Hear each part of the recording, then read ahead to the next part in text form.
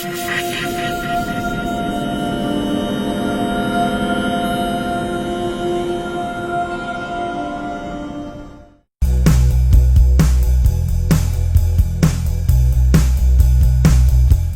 pagi, mitra NASA dimanapun Anda berada. Pada hari ini kita akan membicarakan tentang cara praktis mengatasi buah abnormal kelapa sawit dengan produk NASA. Mitra NASA sekalian yang berbahagia, ketika kita bicara tentang buah abnormal, maka kita harus tahu macam-macam ragam buah abnormal yang ada di kebun sawit. Yang pertama yang kita kenal adalah buah landak, kemudian buah banci, buah kempet, dan buah parthenocarpi.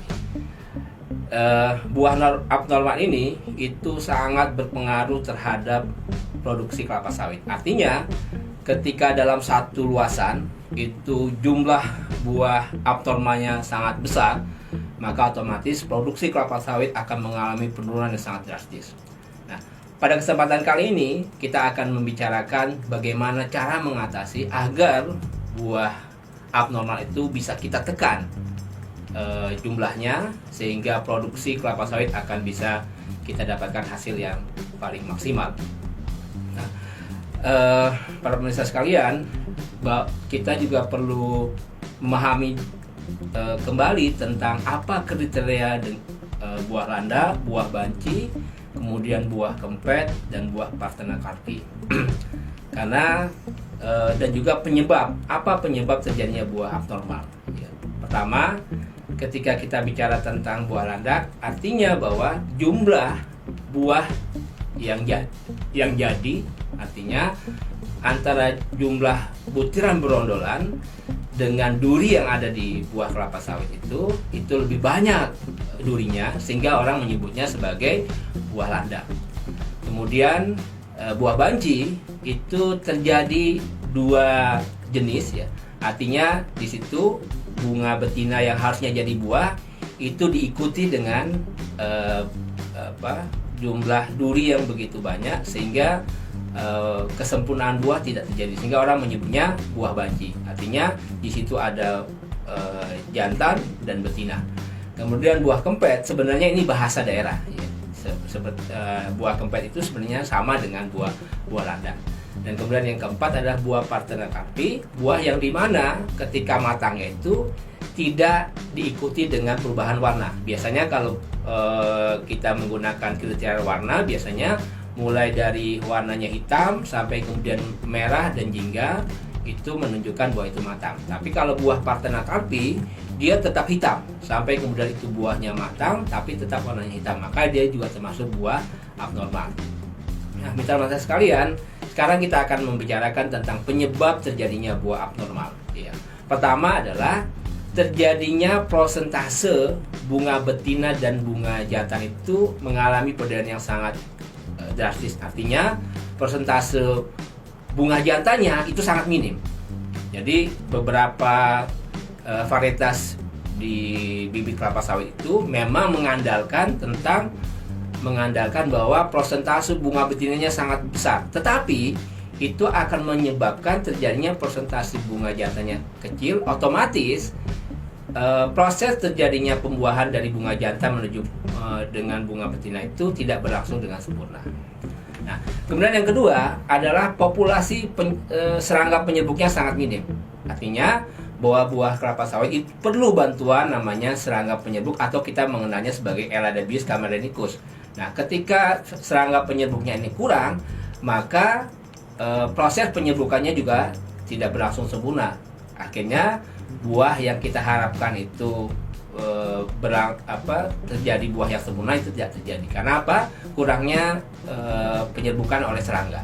Kemudian yang ketiga, adanya aplikasi insektisida yang salah, yang kurang tepat. Contoh misalkan, ketika terjadi serangan hama ulat api misalkan, kemudian kita gunakan dengan cara fogging, pengasapan. Padahal dampak dari pengasapan itu menyebabkan matinya kumbang penyerbuk.